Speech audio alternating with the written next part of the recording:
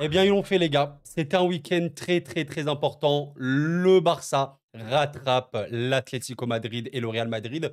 Mesdames, messieurs, je vous souhaite une très bonne vidéo. Installez-vous bien. On va revenir un petit peu sur ce qui s'est passé ce week-end en Liga parce que le Barça a gagné, le Real a perdu, l'Atlético, on va en parler brièvement, a réussi encore une fois à gagner. Le classement, il est très, très simple. Le Barça a 45 points. Bon, on sait qu'au début de saison, il était bien en avance, de manière assez logique et méritée, mais pas mal de points perdus par-ci par-là. On est donc sur un Barça aujourd'hui qui a 45 points avec la défaite du Real Madrid. Et oui, on parle d'un Real qui a que 4 points de plus que le Barça, un point de plus que l'Atlético. Et vous le savez bien, bah oui, si vous suivez un peu le foot espagnol, il y a un match un petit peu important, même légèrement important, bah, dans pas très longtemps, pas en coupe, mais bien en Liga. Et oui, le week-end prochain, littéralement dans 6 jours à l'heure où je m'exprime, le Real Madrid affrontera l'Atlético Madrid. Vous le savez pertinemment, quoi qu'il arrive, je pense que ce résultat sera en faveur du Barça. Barça qui, de mémoire, affrontera, Séville, je crois? Alors effectivement, ils affrontent bien Séville, déplacement à Séville d'ailleurs ce 9 février, donc évidemment match également important. Mais donc c'est quand même un suspense qui est relancé. On va parler de ces matchs-là, on va alors surtout parler du Barça et du Real, ces 2 matchs que j'ai vus. L'Atlético, voilà, c'est une équipe qui fait vraiment des vrais bons matchs et qui mérite, ses victoires et qui est dans la course à la Liga. Ne sous-estimons pas et n'oublions pas cette équipe. Mais voilà, donc le classement, comme on l'a dit, il est clair, il est net, il est précis. Le Barça revient à 4 points du Real. En cas de mauvais résultat pour le Real Madrid, ce qui pourrait arriver, honnêtement, l'Atlético est vraiment très bon. Par exemple, aller à un match nul. Bon, avec un match nul, on peut déjà se projeter un petit peu. Real Madrid, 50 points. Atlético Madrid, 49 points. Un match nul est honnêtement vraiment probable, hein, faisable et tout, on verra bien. Et, là, et le Barça, en battant Séville à l'extérieur, pourrait avoir 48 points. Ben, vous le savez très bien, vous avez 50, 49, 48. À partir de là, le suspense est le plus élevé que jamais. Bah, surtout que, vous le savez, hein, il y a un match, voilà, je crois, très légèrement important qui arrive également en Liga le 16 mars, Atlético-Barça. Voilà, légèrement important, hein, et on le sait, en fin de saison, peut-être le match décisif ultime, Barça-Real Madrid. Barça-Real Madrid au Camp Nou, normalement, au Camp Nou, vous me dites un petit peu si je me trompe, ce 11 mai, on pourrait avoir, mesdames, messieurs, rendez-vous compte, une bataille pour le titre jusqu'à la fin en Liga avec un Barça-Real Madrid décisif où limite le vainqueur pourrait passer premier. On ne sait pas, on verra bien, mais ça va être très, très, très intense.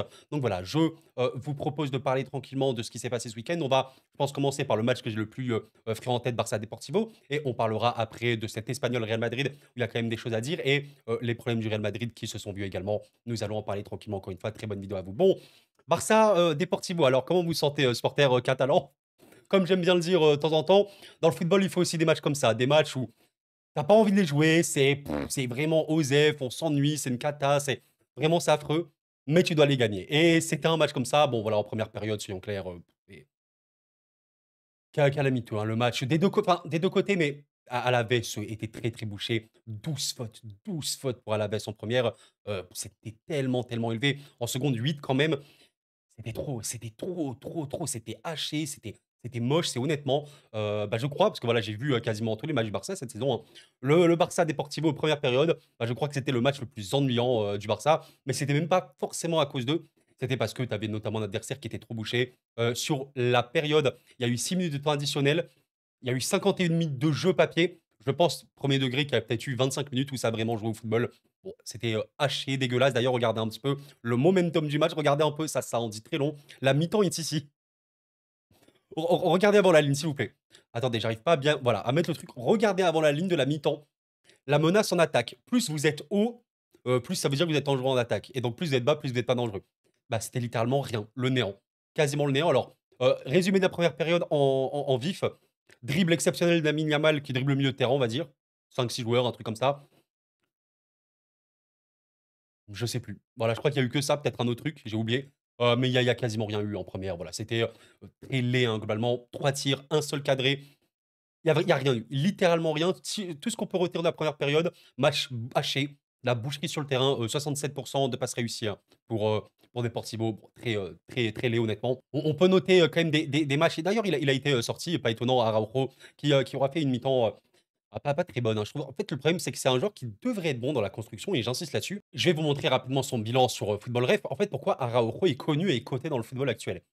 Araujo, il n'est pas considéré comme étant le plus grand défenseur du monde du football. Honnêtement, pas du tout. Par contre, c'est quand même quelqu'un qui a des capacités, techniques qui sont vraiment, vraiment bonnes. Alors, on peut aussi noter une vraie présence, offensive, notamment sur le coup de pied arrêté, où il a quand même cette petite finition. Mais voilà, la qualité de passe d'Araujo, notamment la saison dernière en Liga, ben, c'est exceptionnel. C'est un des meilleurs défenseurs du monde, sur ce registre. Ses passes courtes, ses passes moyennes, ses passes longues, ses expected assists, à quel point ses passes peuvent amener des passes décisives, la passe progressive, les pas dans le dernier tiers du terrain. Enfin, il est excellent sur ça. C'est surtout pour ça et bon, voilà, l'aspect défensif, il a pas un volume défensif de fou furieux. Alors voilà, il y a quand même un pourcentage de dribble taclé qui est vraiment bon. Il fait pas mal de tacles, notamment dans le milieu de terrain, c'est vrai, parce qu'il est assez haut et on peut également noter une qualité balle au pied. Bah, voilà, les chevaucher dans la surface et tout, c'est surtout pour ça qu'Araujo est bon et on peut ajouter évidemment, des duels aériens où pour le coup, il y a pas de débat. Araujo est un des meilleurs défenseurs au monde, sur le registre aérien. Bon, voilà, sur ce match-là, pour moi, on est, très, très loin du Raoro, voilà, donc on voyait, construire, participer au jeu, percuter. Non, là, on voyait ralentissait vraiment le jeu. La sortie est très, très logique et honnêtement, première période du Barça où il y a rien à en tirer, de très, très positif. Alors Gabi, sort assez tôt. Je pense que Rafinha était malheureusement trop, trop transparent. C'est un peu dommage, hein, mais le jeu ne partait pas vraiment beaucoup de son côté. Aussi quelques petits ratés. Lamine aura été, je pense, le seul gars à peu près bon, entre guillemets, de la première période, avec peut-être Pedri, même si voilà, en vrai, c'est même pas une question de bon ou quoi, mais il aura été remuant d'ailleurs. Bon, voilà, au niveau des stats, c'est l'homme du match évidemment, c'est celui qui a fait le plus de dribbles, c'est celui qui a créé le plus d'occasions. Enfin oui, ce n'est pas étonnant. D'ailleurs, il n'y a pas eu beaucoup d'occasions sur ce match-là, mais d'ailleurs, c'est bien Lamine, hein, qui en a créé le plus. Voilà, avec 3, bah, comme par hasard. Pedri et Lamine ont fait, 3 et 2 occasions. D'ailleurs, Rafinha en a fait 2 parce que Rafinha aura fait, avant sa sortie, vraiment de 2 vraies belles actions. Bah, d'ailleurs, c'est les 2 occasions. Normal, Lamine aura été, à 17 ans, encore une fois, le meilleur joueur, de l'équipe, même s'il aura eu pas mal de déchets à la passe, mais c'est parce qu'il tentait le plus. À un moment, bah, il faut tenter dans le football pour essayer de marquer des buts, c'est normal. Surtout qu'on a des équipes qui sont bien en place. La seconde période a été bien, bien meilleure. Il y a eu un gros, gros temps fort du Barça, très rapidement. Voilà, ici, on peut le voir, à partir de la reprise jusqu'au but, de Lewandowski. Ouais, pendant 15-20 minutes, le Barça était au-dessus. Il n'y avait pas trop de débat. Là, tu sentais la dangerosité, comme on a l'habitude de voir. Et en vrai, je vais pas dire le Barça a un peu fermé le jeu après, pas vraiment, mais tu marques 1-0, tu vois que l'équipe adverse est vraiment en bloc.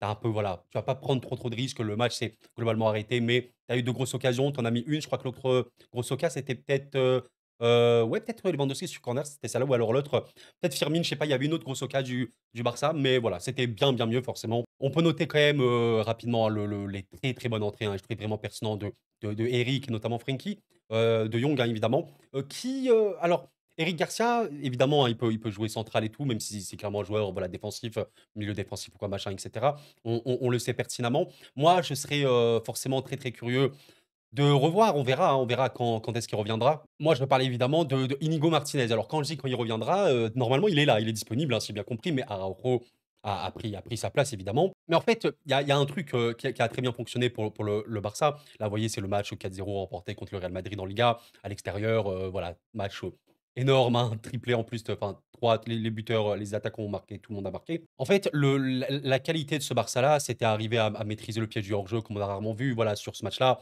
le Real Madrid a 12 hors-jeu. 12 hors-jeu, dont 9 environ, je sais pas quoi, en première période, c'est exceptionnel et c'est parce que notamment vous avez un alignement, de la défense exceptionnellement bon. Honnêtement, j'avais rarement vu ça, dans ma vie, une défense aussi rigoureuse tactiquement pour arriver à autant reproduire ce piège du hors-jeu. Koundé, Cubarsí, Martinez, Baldé, ben honnêtement et je le redis aujourd'hui, je pense que c'est la meilleure alignement qu'il y a eu, pour le Barça, sur cette saison. C'était vraiment beaucoup de compréhension et avec Araujo, un seul joueur peut totalement déséquilibrer tout ça parce que oui, si le joueur n'est pas aligné, si en plus il recule pas mal, ça peut être totalement différent et factuellement, je trouve le Barça, bah, moins solide avec Araujo, mais ce qui n'est pas, en fait, illogique parce que factuellement, ce n'est pas le plus grand défenseur à la défense pur et dur. Mais le fait de provoquer le hors-jeu, bah, factuellement, il n'arrive pas à le faire aussi bien qu'il pouvait y avoir avec Cubarsí, Martinez, Koundé, Baldé. Donc ça déséquilibre le Barça. Alors Chesney aura fait, voilà 2 petits arrêts. Je pense qu'en Deportivo, il aura été assez OK. Je sais pas à quel point, mais ce sera forcément un point extrêmement important pour le Barça à régler pour les prochains matchs. On verra à quel point ça pourrait évoluer. Mais vous voyez cette composition qu'il y a eu contre le Real, c'est peut-être pour moi la meilleure équipe qu'on a vue du Barça. En vrai, c'est très, très bon. Peut-être que Firmine, on peut remplacer par Olmo, mais globalement, c'est très, très, très bon. Après, voilà, c'est vrai que sur ces derniers matchs, moi, je trouve notamment qu'il y a un petit Frenkie, qui fait vraiment des vrais bons matchs, hein. Je sais pas à quel point il peut devenir important, Frenkie, mais il est là. Il est là et c'est évidemment très bien pour le Barça. Donc globalement, les gars, Match, allez, j'allais dire logiquement remporté quand même au vu de la seconde période. Le Barça a un peu fermé, c'était clairement pas le plus grand match de football de tous les temps, mais il fallait gagner. Peut-être qu'il y avait cette pression aussi.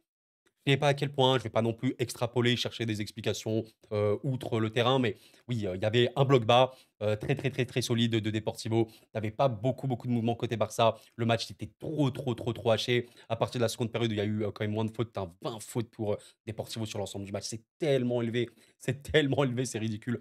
Voilà, c'était mieux. On peut regretter le fait que, bah, mine de rien, les joueurs du Deportivo, il y a eu un jaune. Ouais, c'est ça. Un jaune, quand tu vois qu'il y en a eu 4 pour le Barça, franchement, à 5 même avec Firmine. Ouais, ouais, je pense qu'il fallait mettre un peu de jaune quand même sur, les joueurs de Deportivo pour avoir un football, voilà, un peu plus, fluide, un peu plus tranquille, moins dans la faute, dans la faute, dans la faute. C'est des équipes qui jouent avec leurs armes, hein, les amis, Deportivo. Bon, voilà, soyons clairs, hein, 18e de la Liga, ça a essayé de jouer avec ses armes, hein, c'est très, très compliqué, une des pires, attaques en plus du championnat. Bon, voilà, c'est comme ça. En tout cas, le Barça l'emporte, se met très, très bien pour la suite. On verra, mais je pense qu'ils regarderont Real Atlético avec beaucoup, beaucoup d'attention et c'est pas fini. Voilà, je sais qu'il y avait beaucoup de supporters du Barça, c'est terminé, on est maudit, machin ou quoi.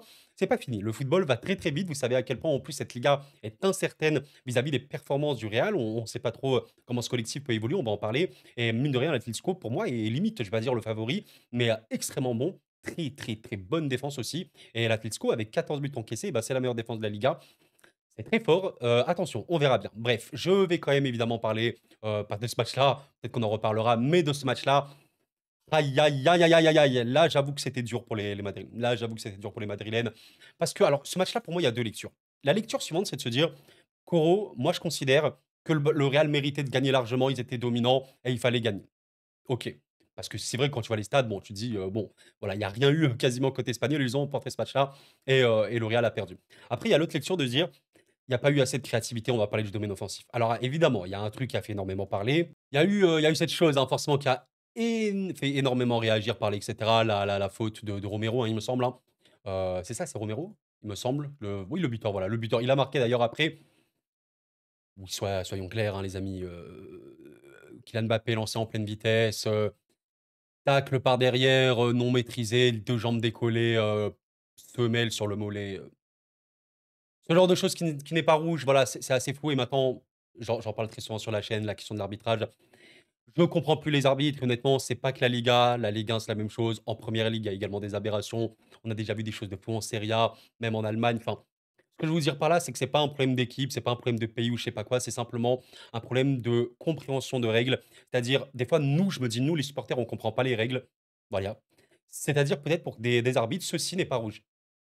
Selon le règlement. Mais alors, on ne comprend pas le règlement. Vous voyez un peu l'idée? Même si, moi, je suis totalement d'accord, ceci est rouge. Mais comme Kylian Mbappé avait pu faire notamment une action contre Valladolid, il me semble, où on pouvait admettre que certains pourraient mettre rouge à Kylian Mbappé.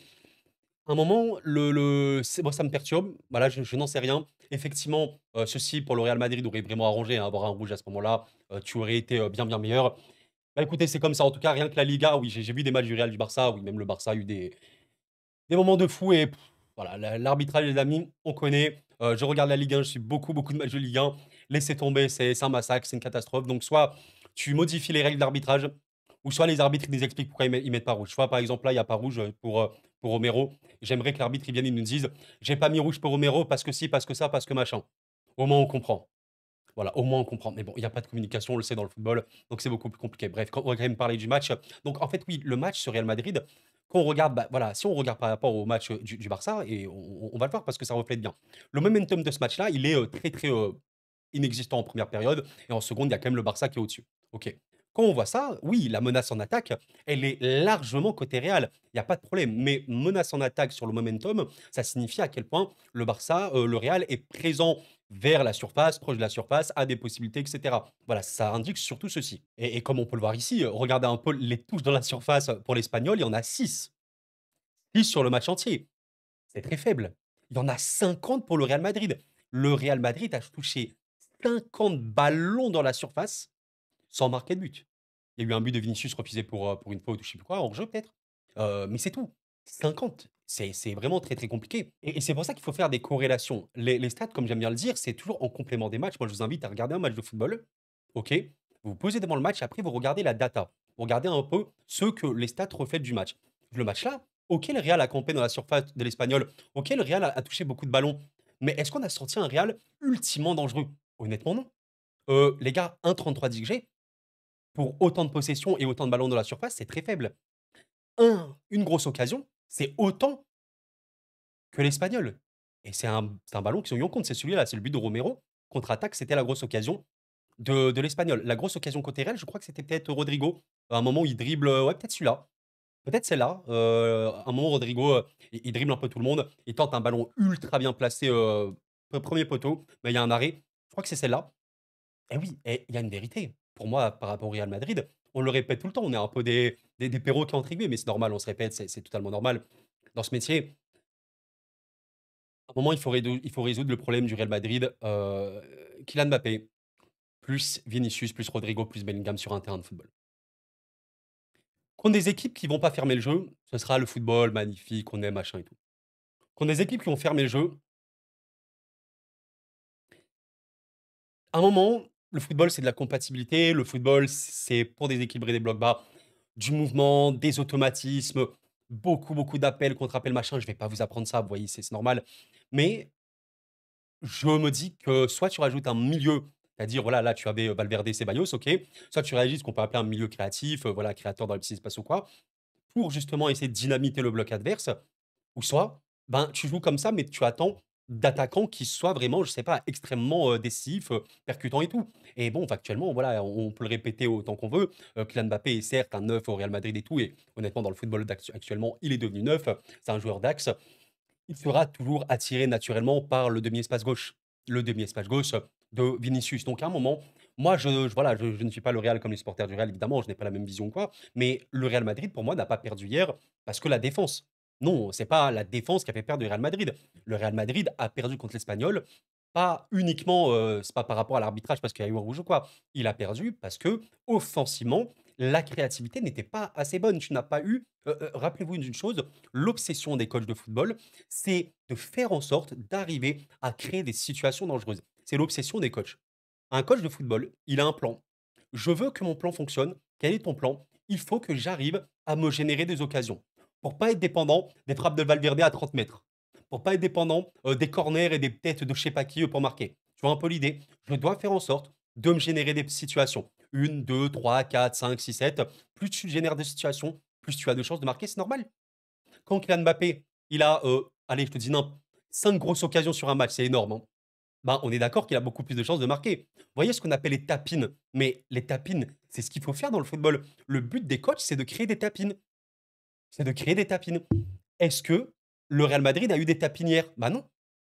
Tu n'as pas réussi à te créer des réelles situations. C'est totalement factuel. Et il y a un problème de créativité dans ce Real Madrid-là. Ça, c'est une vérité.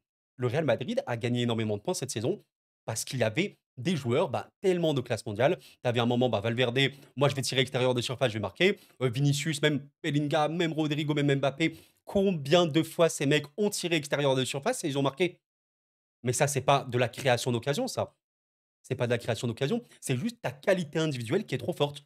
Bah, à un moment, tu as un joueur qui tire à 25 mètres, il te plante pleine lucarne. Bah, tu veux faire quoi? Tu t'applaudis et tu te tais. Tu vois un peu l'idée? C'est le Real Madrid. On le sait, d'un point de vue génération d'occasions et tout, le Real Madrid n'est pas du tout parmi les premières équipes européennes.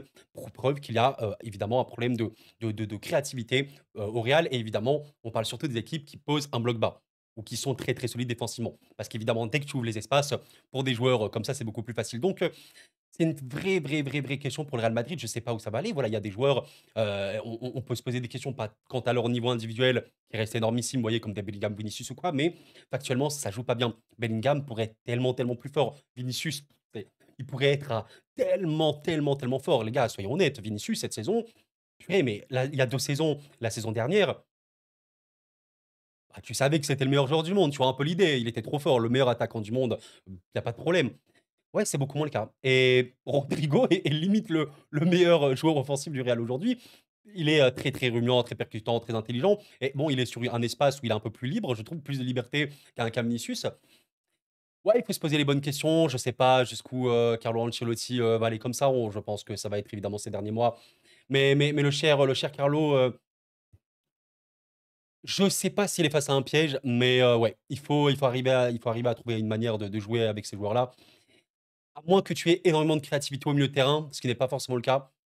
À un moment, voilà, tu dois trouver des solutions. Je pense aussi une chose, qui peut être vraiment malheureuse pour les madrilènes. Rudiger a été blessé, de ce que j'ai compris, il sera absent 3 semaines. Attention à ce que la saison, tourne pas en cauchemar, les gars. Attention, parce que voilà, OK, tu as perdu, tu affrontes l'Atlético. Je rappelle que tu as un match, 2 matchs contre City. Il serait, quand même préférable de ne pas complètement, rater ta fin de saison. Parce qu'attention, sans Rudiger, City, c'est peut-être une autre histoire. Alors, je vais quand même être assez OK et relax pour le Real Madrid vis-à-vis de ça, parce que City n'est pas du tout une équipe, qui défend. Le Manchester City de Pep, c'est une équipe de possession également haute. C'est une équipe qui, sans le ballon, est honnêtement vraiment, vraiment faible. À un moment, avec les espaces qu'ils vont laisser, je m'attends quand même, le Real Madrid, à avoir des possibilités avec l'attaque qu'ils ont. On le sait, des Vinicius, des Mbappé ou je sais pas quoi. Vous leur donnez des espaces, vous balancez un ballon en profondeur, vous leur dites de manger ces espaces-là. Il y a pas d'équivalent, honnêtement, dans le monde du football. Il y en a très, très peu. Honnêtement, il y en a vraiment peu. Donc ça va quand même, mais attention, et ouais, je on verra, mais cette situation, elle peut pas rester. Moi, je peux pas croire que le Real Madrid reste avec ce quatuor offensif, parce que Bellingham est clairement un joueur offensif maintenant, et avec ce manque de créativité et de solutions et des joueurs qui se marchent sur les pieds. C'est pas possible. Et à un moment où il faut aussi recruter des joueurs importants, enfin, Tchouaméni en défense, il est gentil le gars, il y a pas de problème et tout machin. Tchouaméni est de base un milieu de terrain défensif. Il ne peut pas se réincarner comme ça en défenseur. Il faut, des joueurs remplaçants, il faut aussi penser aux latéraux et tout. Il y a du chantier au Real Madrid, le football n'est pas que de l'attaque, on le sait. Il faut avoir un équilibre, il faut avoir de la créativité. Il manque ça au Real Madrid. Je ne sais pas si Carlo Ancelotti a des solutions factuellement parce que voilà, c'est, centré, c'est notamment Luka Modric, bon, Brahim Diaz, mais qui est également un joueur vraiment offensif. Il peut être créateur, hein, mais alors il aurait un rôle beaucoup plus, milieu de terrain slash axial. Je sais pas, Raúl Asensio, peut-être qu'il devrait être titulaire. En vrai, peut-être qu'Asensio, contre City, il sera très, très bon, hein. Moi, je le trouve très, très pertinent, ce jeune-là. On verra, les amis, mais voilà, c'est terrible, hein, pour le Real, parce que dans l'absolu, mériter de ce match-là, je sais pas s'il méritait vraiment de le perdre, mais voilà, le football, vous savez, une action, bah voilà, on peut aussi dire félicitations à l'Espagnol d'avoir très, très bien défendu, d'avoir fait son contre et marqué, même si oui, voilà, Romero qui marque, sachant qu'il aurait dû avoir rouge. C'est une folie. Donc, on en reparlera, les gars, on en reparlera. Actuellement, le Real est toujours premier.